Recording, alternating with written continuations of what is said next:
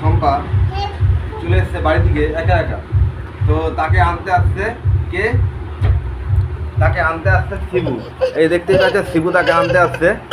আর হচ্ছে যে এই যে দোকানে এসে কেটিপি অলরেডি খাওয়া হয়ে গেছে, তারপর বাড়ি যাবে। আর হচ্ছে যে এসে কাজ করতে দিচ্ছিল নি, আমি আবার শিবুকে ফোন করে ডাকলাম বাড়ি থেকে। আর একা একা চলে এসে কার সঙ্গে আসতে বলো? ডাক্তার আঙ্কেল, ডাক্তার আঙ্কেলের সঙ্গে চলে এসছিলে? আচ্ছা, কোথায় যাবে বলে আসছিলে? জোরে বলো। বাবার দোকানে আসতো? কেউ ওরকম কেউ যদি ডাকে তুমি যাবে? যাবে নি? হ্যাঁ, যাবে নি খন। তো প্রত্যেকেই বলবো বাড়ির বাচ্চাকে খুব সচেতন করে রাখবেন। আমার জানাশোনা লোক বলে দোকানে পৌঁছে দিয়ে গেছে।